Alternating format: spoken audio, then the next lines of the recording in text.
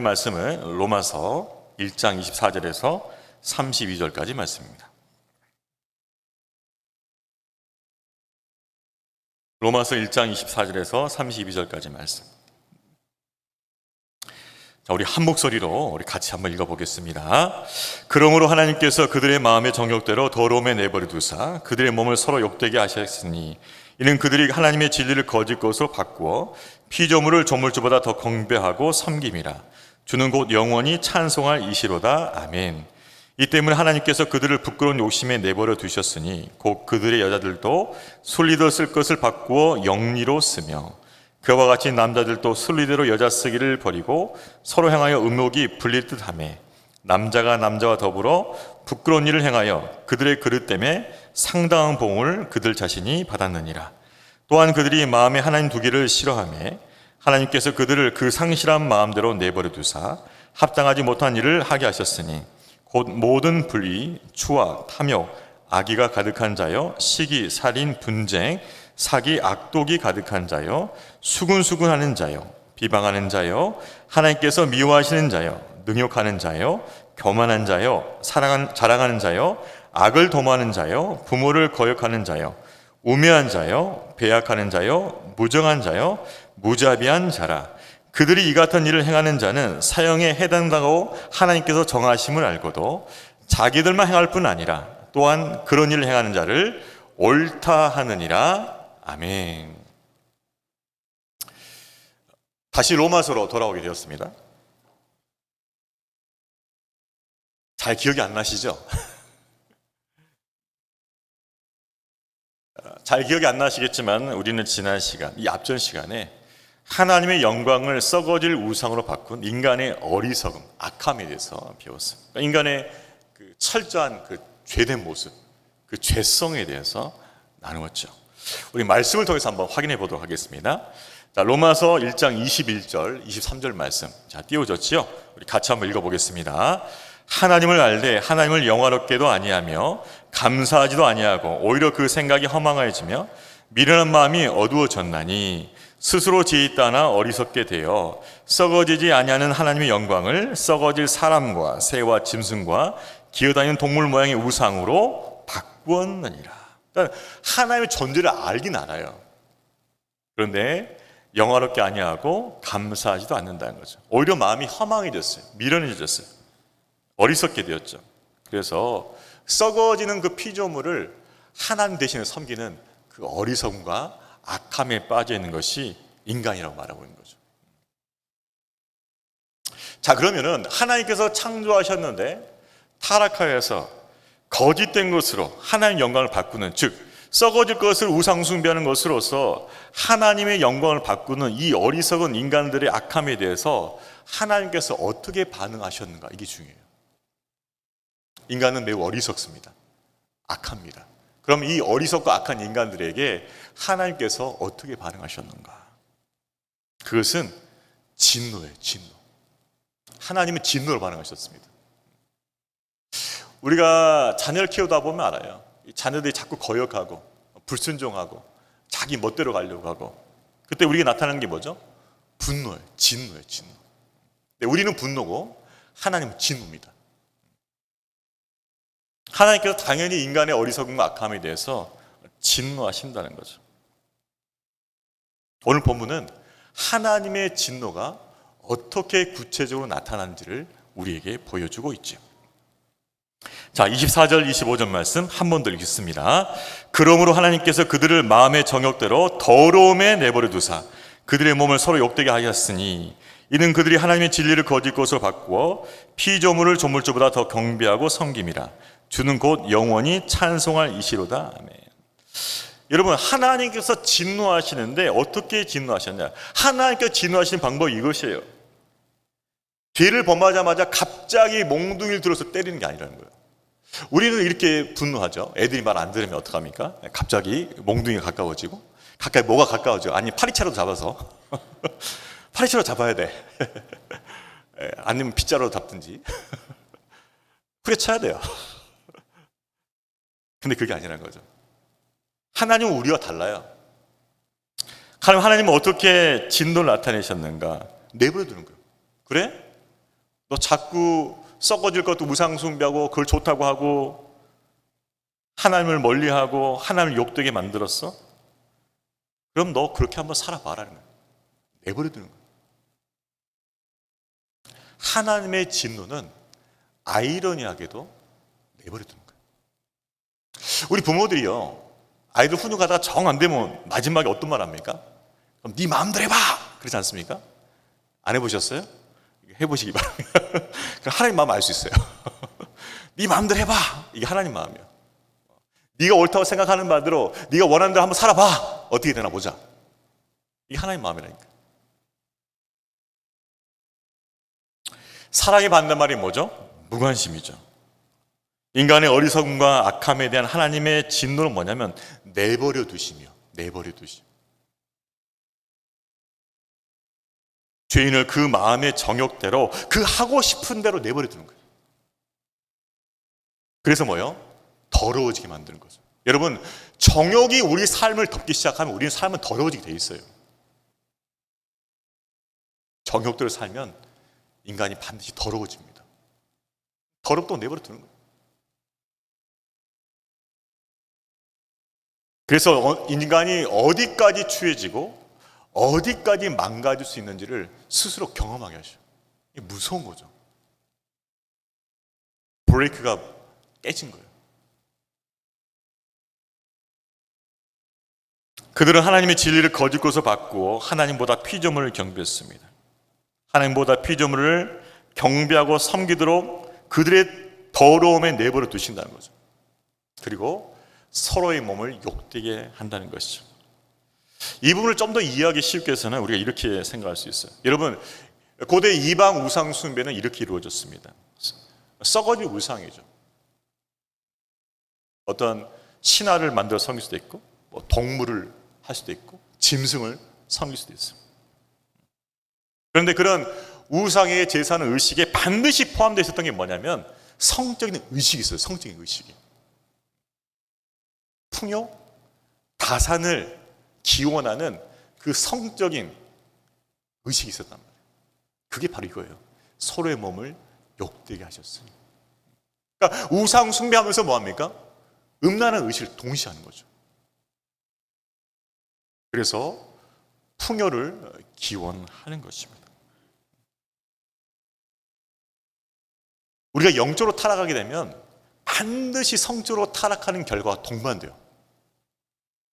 여러분 역사를 보십시오. 영적으로 타락하고 그 사회가 타락할 때 반드시 뭐예요? 성적으로 타락하는 그 부분이 같이 동반된다는 걸 볼 수 있어요.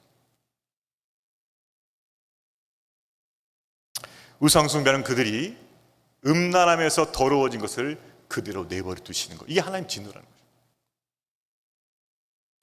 여러분, 그들을 하나님께서 부끄러운 욕심에 그 정욕대로 내버려 주셨을 때 어떤 결과를 갖게 되는가? 하나님께서 그래, 네 마음대로 해봐 하고 내버려 두십니다. 그럼 어떤 결과가 나올까요? 26절 27절 말씀 같이 읽습니다. 이 때문에 하나님께서 그들을 부끄러운 욕심에 내버려 두셨으니 곧 그들의 여자들도 순리대로 쓸 것을 바꾸어 영리로 쓰며 그와 같이 남자들도 순리대로 여자 쓰기를 버리고 서로 향하여 음욕이 불릴 듯하며 남자가 남자와 더불어 부끄러운 일을 행하여 그들의 그릇 때문에 상당한 봉을 그들 자신이 뭐요? 받았느니라는 거예요. 마치 곱비 풀린 송아지처럼 망아지처럼 성적인 욕망을 가득 차가지고 뭐요? 하나님께 정해 주신 그 성적인 기본 질서를, 자연 질서를 깨뜨리고 뭐요? 동성끼리 연애한다는 거죠. 동성이에요, 동성. 부끄러운 욕심을 따라서 여자가 여자를, 남자가 남자를 취한다는 것이죠. 동성애는 고대로부터 존재했습니다. 그런데 바울이 이 동성애에 대해서 말하는 부분이 굉장히 중요해요. 27절 말씀 보면 그들이 부끄러운 일을 행하여 그들의 그릇 때문에 상당한 보응을 그들 자신이 받았느니라는 거죠. 즉 무엇입니까? 동성애를 하고 있는 그 자체가 뭐예요? 하나님의 보응, 심판이라는 거예요. 하나님께서 부끄러운 욕심을 그냥 내버려 두시니까 뭐예요? 남자가 남자를 취하고 여자가 여자를 취하는 그 동성애가 일어나고 있는데 그것이 하나님의 심판의 보응이라는 거예요.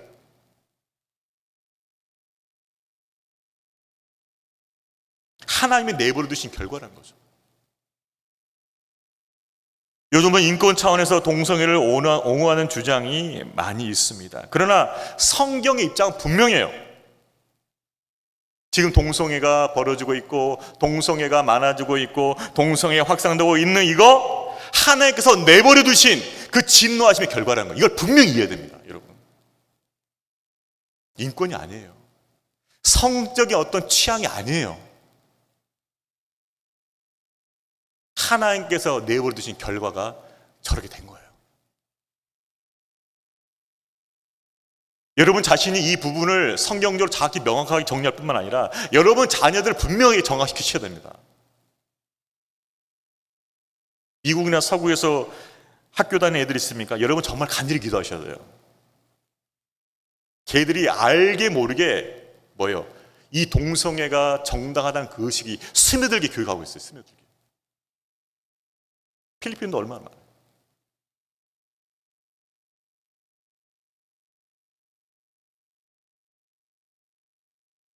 하나님이 인간의 정욕대로 부끄러운 욕심대로 내어버려 주신 결과가 동성애라는 거예요. 아, 동성애는 그거구나.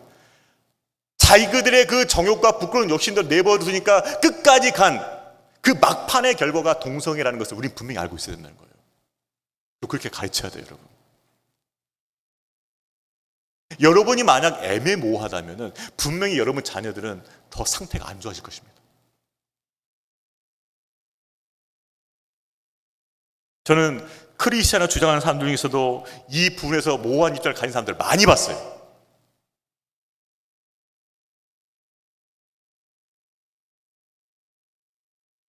성경적 입장이 명확히 정리가 안 되니까는 대답을 안 하고 그냥 모호하게 넘어가는 거죠. 그럼 오늘 로마서 말씀 분명히 뭐입니까? 이것은 뭐예요? 인간의 정욕대로 그 부끄러운 욕심대로 내버려 두신 하나님의 봉이라는 거예요. 이게 딱 정리가 돼야 돼요. 하나님이 내버려 두신 결과라는 것을 우리 분명히 정리할 수 있어야 됩니다. 여러분 자녀들 정말 잘 가르치십시오. 안 그러면은 세상에서 주입하는 그 혼합주의적인 그 사상에 물들게 돼 있어요. 진리의 말씀에 굳게 서지 않으면은 인간은 인간적인 생각과 사상들로서 우리 신앙 체계에 침투하는 것을 허용하게 돼 있어요. 진리의 말씀에 굳게 서 있지 않으면은 인간적인 생각과 사상들이 우리 신앙 체계에 들어오게 됩니다. 그러면서 나타나는 결과가 뭐냐면 혼합주의. 이 시대는 혼합주의 때문에 굉장히 위험해져요. 그래서 어떤 현상이 발생하는가? 신앙생활이 혼란스러운 거예요. 이게 뭔가 딱 정립이 안 돼 있어. 정립이 안 돼요. 왜냐하면 인간적인 생각과 사상체가 이미 돌아왔기 때문에 이게 믹스가 돼버렸거든요. 그러니까 신앙이 정립이 안 되는 거예요. 그래서 뭡니까? 흔들려요. 경고하지 못해. 그러다가 한번 크게 임팩트를 맞으면 뭐예요? 무너져 버린 거예요. 또 이런 신앙생활은 믿는다고 하는데 능력이 전혀 안 나타납니다. 그냥 종교인이에요, 종교인. 믿음이 없으니까. 결국은 사람 중심의 종교 생활을 하게 되죠. 여러분, 서구 교회의 몰락이 정확히 이렇게 이루어졌습니다. 인간적인 생각과 사상 체계가 교회 안에 들어오면서 혼합주의에 빠졌고, 그러면서 신앙생활이 혼란스럽고 흔들리고 무너지고 능력이 없고 교회에 능력이 안 나타나고, 그래서 사람들 떠나고 교회 문 닫고, 이게 서구교회 몰락의 이 길이 바로 이거예요. 이거.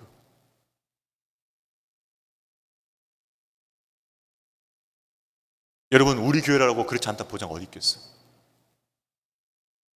저와 여러분이 우리 교회가 진리의 말씀에 굳게 서 있어서 하나님 말씀으로 분별하며 세상을 이기는 믿음의 교회와 성도 되시기를 주의 이름으로 축원합니다. 진리의 말씀에 굳게 서 있어야 돼요.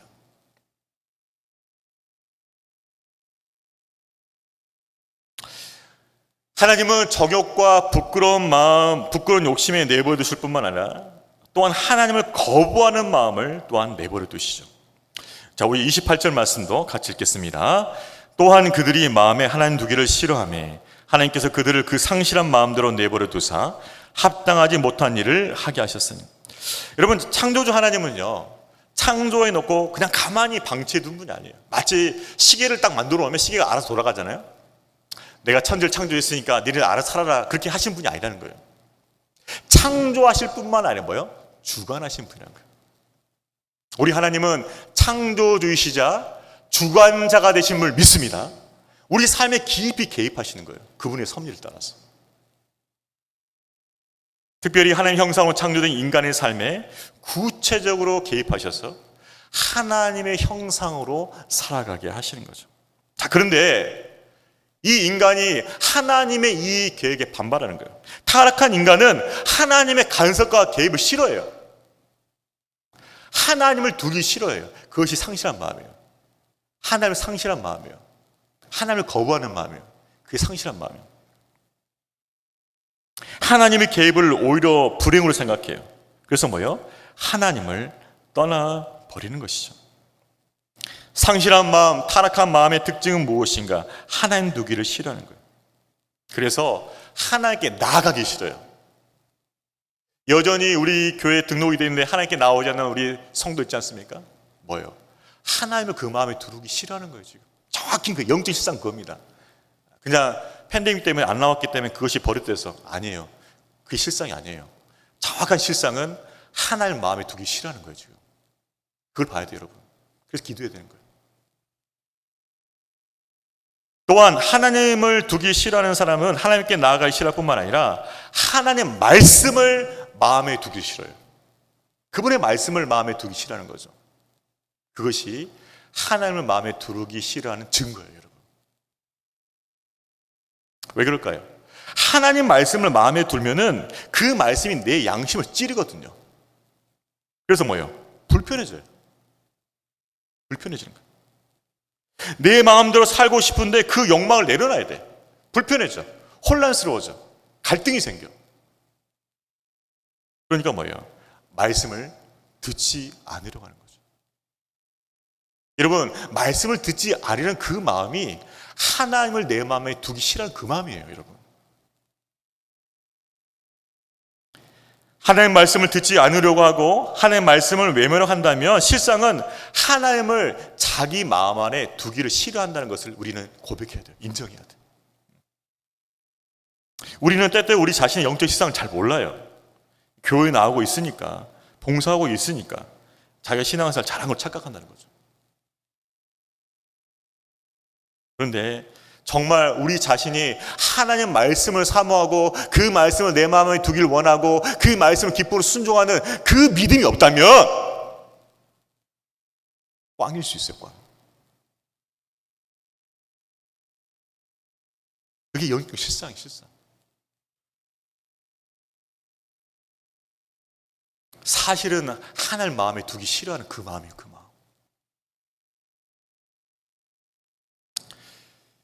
우리 아이들 보면은 참 다 분명히 드러나는 것 같아요.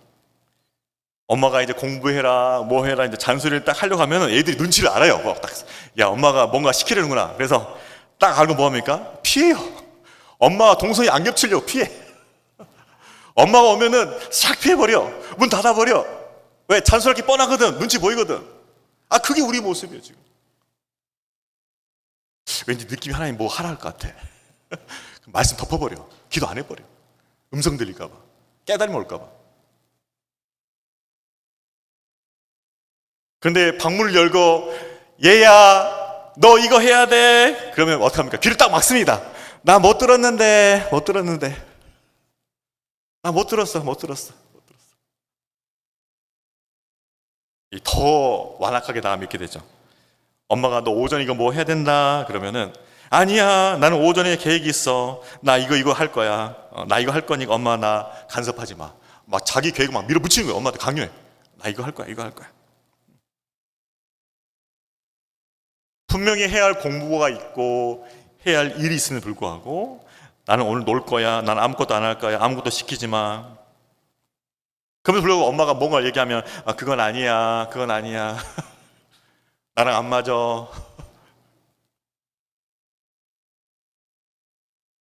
저는 그 아이들 보면서 야, 똑같네. 완악한 성도들 모습과 너무 흡사해요.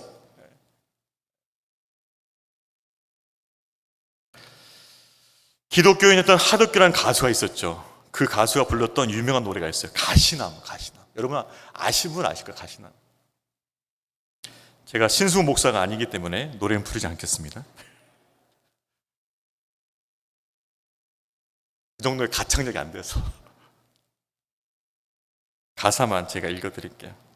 내 속엔 내가 너무도 많아 당신의 쉴 곳 없네. 내 속에 헛된 바람들로 당신의 편할 곳 없네. 내 속엔 내가 어쩔 수 없는 어둠, 당신의 쉴 자리를 뺏고, 내 속엔 내가 이길 수 없는 슬픔, 무성한 가시나무 숲 같네. 그러니까 하나님께서 거하고 싶은데 그 마음이 가시나무. 거할 수가 없어.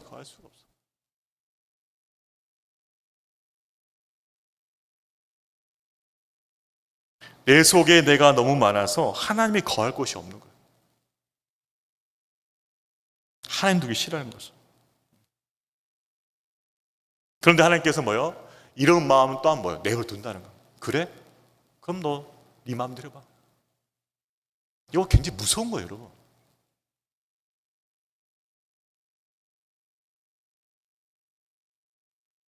이게 얼마나 무서운지 아십니까? 자, 그렇게 그러면 하나님을 마음에 두기를 싫어하고 그 상실한 마음대로 내버려 두면은 어떤 결과가 벌어지게 되는가? 그 마음과 삶에 악한 것으로 가득 차게 되는 것이죠. 자, 우리 29절과 30절, 32절까지 같이 읽겠습니다. 곧 모든 불의, 추악, 탐욕, 악의가 가득한 자요, 시기살인, 분쟁, 사기, 악독이 가득한 자요, 수근수근하는 자요, 비방하는 자요, 하나님께서 미워하시는 자요, 능욕하는 자요, 교만한 자요, 자랑하는 자요, 악을 도모하는 자요, 부모를 거역하는 자요, 우매한 자요, 배약하는 자요, 무정한 자요, 무자비한 자요. 무려 21가지 제목입니다.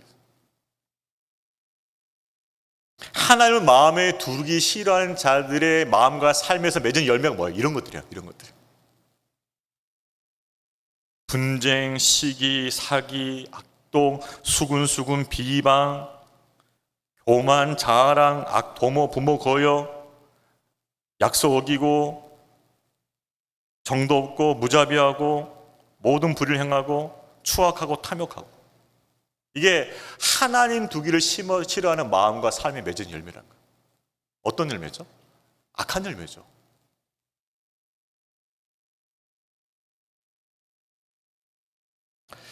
자, 그런데 이 21가지 죄를 우리가 자세히 살펴보면 알 수 있는 게 뭐냐면 이것들이 특정한 사람들만 짓는 죄가 아니란 거예요. 이게 무슨 말이야? 나도 짓는 죄란 말이야. 나도 시기해. 나도 수군수군해. 나도 때로는 무정해. 때로 우매해. 교만해. 불의한 생각과 행동할 때 있어요. 우리가 예외가 아니라는 거예요. 그런데 32절 보면은 이 죄들은 다 사형에 해당된다는 거죠. 그러니까 하나님의 심판에 해당되는 죄라는 것이죠. 정도의 차이는 있지만 우리도 이러한 죄를 지으면서 살아갈 때가 있다는 거죠. 자, 그럼 뭐예요? 우리도 역시 뭐예요? 본래 죽어 마땅한 심판을 받아 마땅한 죄인이라는 것이죠. 우리도 해당되니까. 그런데 하나님께서 우리를 불쌍히 여주셔서 긍휼히 여주셔서 예수 그리스도의 십자가의 보혈로 우리를 구원해 주신 거예요. 이게 복음입니다. 여러분, 우리의 원래 신분과 원래 운명은 이거예요. 원래 신분은 죄인입니다. 원래 운명은요, 멸망과 심판이에요.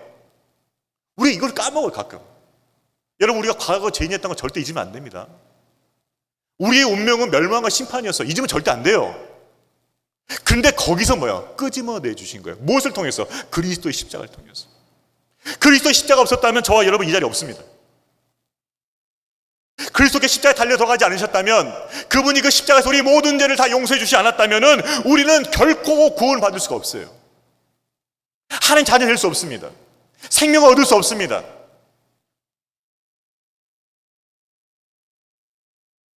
영원한 심판에 빠져들게 되는 것이죠. 그렇지만 하나님께서 우리를 긍휼히 여겨주시고 사랑해 주셔서 우리 죄를 대신하여 그 아들 독생자를 아낌없이 주셨던 것이죠. 그래서 우리가 구원받은 거예요. 우리가 구원받고 하나님 자녀가 되고 영생을 얻었고 영원한 하나님 나라를 기업으로 얻게 되었습니다. 이것이 얼마나 놀랍고 감격적인 것을 우리는 잊으면 안 돼요. 왜 그럴까요? 우리는 우리 구원을 위해서 한 것이 아무것도 없다는 것이에요, 여러분. 저와 여러분이 우리 구원을 위해서 한 것이 뭐가 있습니까? 아무것도 없어요. nothing이요, nothing. 단 1%도 없습니다. 하나님께서 모든 것을 다 세팅하셨어요. 성부 하나님께서 창세전에 예비하셨습니다. 성자 하나님께서 2000년 전에 십자가에서 돌아가신 우리의 모든 것을 대속하셨습니다. 성령께서 그 감동을 통해서 십자가에 돌아가신 그 예수 그리스도가 우리의 구원이라는 것을 깨닫게 해주셨어요. 믿게 해주셨어요. 성령께서 우리 안에서 그것을 알게 해주셨어요. 삼위일체 하나님께서 모든 것을 다 예비하시고 우리를 구원의 잔치에 초청해 주실 뿐이죠. 누려라. 생명의 포도와 적수를 마시고 누려라는 것이죠. 우리가 그 은혜를 입은 것이죠.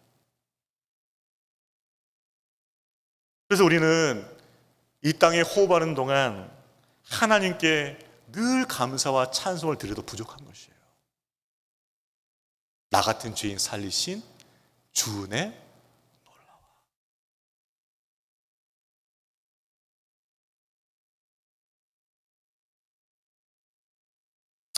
우리도 심판받을 자였는데 예수 그리스도의 십자가의 보혈을 통해서 구원해 주시고 생명으로 옮겨주시고 하나님의 자녀로 삼아주시고 영원한 생명을 주시며 영원한 그날을 기업으로 얻게 하신 이 놀라운 은혜를 늘 찬송하는 우리 모두가 되기를 주의로 축원합니다. 우리 입술은요 비판의 입술이 되면 안 돼요. 비방의 입술이 되면 안 돼요. 수근수근한 입술이 되면 안 돼요. 오직 찬송의 입술이 될 줄로 믿습니다. 감사의 입술이 될 줄로 믿습니다. 그것이 하나님의 은혜에 보답하는 것이죠.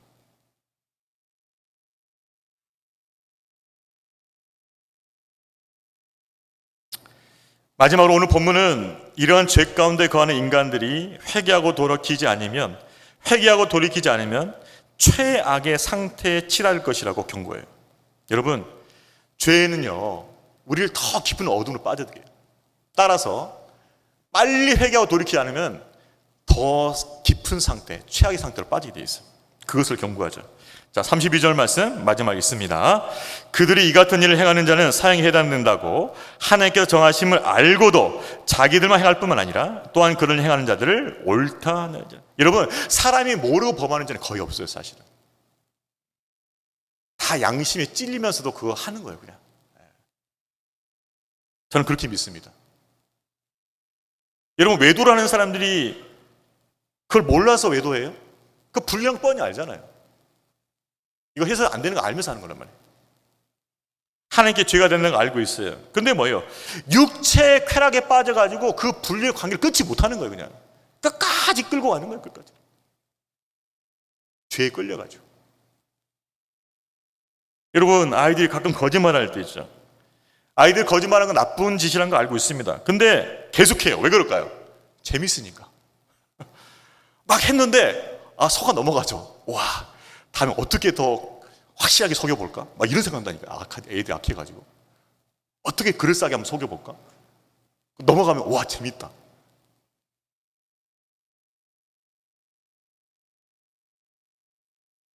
알면서 죄를 범하는 거예요. 그러니까 알면서 죄를 범한다는 게 뭐예요? 인간이 얼마나 완악하며 구제불능인가를 보여주는 거죠. 구제불능. 인간은 구제불능이에요. 알면서 죄를 범하는 거예요. 처음에는 아차 싶었다고 했는데 나중에 어떻게 된지 아십니까? 알면서 죄를 범하는 발전이에요. 발전. 근데 더 발전한 단계가 나와요. 그게 뭐냐? 이것이죠. 32절 하반부를 보면 이렇게 나와 있죠. 자기들만 행할 뿐 아니라 또한 그런 일을 행하는 자들은 뭐요? 옳다 하느니라. 큰일 났습니다. 자기가 할 뿐만 아니라 뭐요? 그 악을 퍼뜨리기 원해요. 퍼뜨리. 자기만 하는 것이 아니에요. 다른 사람들도 악을 행해서 자기처럼 악인이 되길 바라요. 인간이 얼마나 악한지 알 수 있어요. 그래서 악을 격려하고 인정하고 칭찬하는 거죠. 죄된 인간의 최악의 상태는 하나님의 심판이 임한다는 것을 알면서도 고의적으로 죄를 행하는 것이죠. 왜 그럴까요? 죄의 수렁에 깊이 빠졌기 때문에 헤어나지 못하는 거예요. 또 뭡니까? 그와 같은 죄를 다른 사람들이 하도록 권하고 부추기는 거죠. 여러분, 왜 그렇게 하는지 아세요? 왜 자기만 하고 그쳐야 되는데 다른 사람까지 권하고 부추기는 게 아세요? 자신이 갖고 있는 죄책감을 덜기 위해서. 나만 하지 않고 누군가가 또 같이 하면 죄책감이 좀 덜해지거든요. 아, 나만 하는 게 아니야. 저 사람도 해. 저 사람도 해. 죄책감이 덜해지는 거예요. 그리고 심지어는 자기 죄를 정당화하는 거예요. 아, 저 사람도 하고 저 사람도 하는데 나중에 정당화까지 하려고 그래요. 이것이 인간의 최악의 상태라는 것이죠. 여러분, 성도는요, 선한 것을 따르고 악은 그 모양이라도 버려야 돼요. 성경에서 뭐랍니까? 악은 그 모양이라도 버리라는 거예요. 예수 그리스도께서 그 보배로운 피로 나를 살리시고 새 생명 주셨는데 내가 어찌 그 더러움에 내버려지겠는가? 우린 그런 마음이 있어야 돼요. 어떻게 주신 생명인데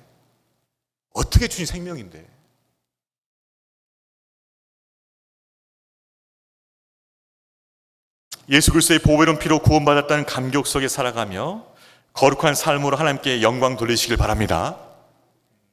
그것이 하나님께서 우리를 구원하신 목적이에요. 목적. 그러기 위해서는 죄의 힘이 더 이상 역사하지 못하도록 하나님과 친밀히 교제해요. 올 한 해는 하나님과 더 친밀히 교제할 수 있기를 축복합니다. 여러분, 하나님과 가까이 하면 죄를 멀리하게 돼요. 그런데 하나님 멀리하면 뭘 가까이 하게 돼? 죄를 가까이. 이게 반비례. 하나님을 가까이 하면은 죄가 멀어지고, 그죠? 하나님 멀리하면 죄와 가까워져. 이게 분명한 거예요. 하나님과 친밀히 교제하고 성령을 온전히 의지하며 말씀 안에 거하시기를 주의 이름으로 축원합니다. 말씀을 정리합니다. 여러분, 세상 사람들은요, 죄를 짓고도 아무런 탈이 없을 때 기뻐하는 거예요. 이야, 살았다. 넘어갔다. 청문회 하거나 하면은 게이트 투사하면은 조마조마하잖아요. 죄인들이 넘어가면 살았다. 죄를 짓고도 아무런 탈이 없을 때 기뻐하고 안심하지만은 믿는 우리는 그래서 안 된다는 거야. 왜? 우리가 죄를 지었는데도 우리가 아무런 탈이 없고 그냥 살고 있다? 그냥 내버려져 있다? 그것을 안심할 것이 아니라는 거예요. 두려워야 되는 거예요. 여러분, 우리가 죄를 짓고도 아무 일이 안 일어났을 때 그것을 안심해야 된다고요? 아니라는 거죠. 두려워해야 되는 거예요. 왜요? 그것이 하나님의 진노의 결과이기 때문에.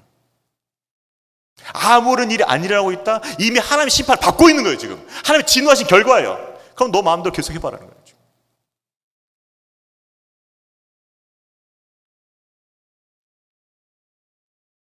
우리가 죄를 짓고서도 아무런 일이 안 일어나고 있다면 우린 두려워야 돼요. 하나님 나 버리신 거 아니야? 내버려 두신 거 아니야? 두 번째는 더 깊은 죄의 어둠에 빠지기 때문에 나중에 알고도 죄를 행하고 막 죄를 퍼뜨리기도 하고. 여러분, 저와 여러분이 그렇지 않다는 보장 없습니다. 여러분,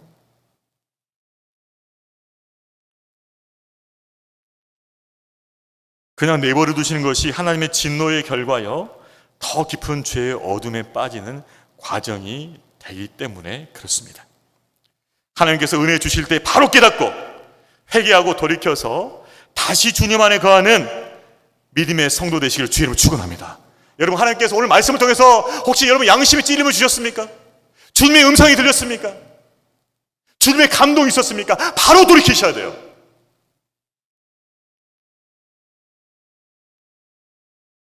은혜 주실 때 바로 깨닫고 바로 반응하시길 바랍니다. 우리 옆에 분들에게 한번 봅시다. 은혜 주실 때 바로 깨닫고 바로 반응하세요. 눈빛이 너나 잘해라 이러면 그러니까 반사되고 있어. 그럼 일단 우리 자신에게 봅시다. 은혜 주실 때 바로 깨닫고 바로 돌이키겠습니다. 우리 자신에게 하는 말이야. 맞아. 여러분, 은혜 주실 때 바로 깨닫고 바로 돌이켜야 돼요.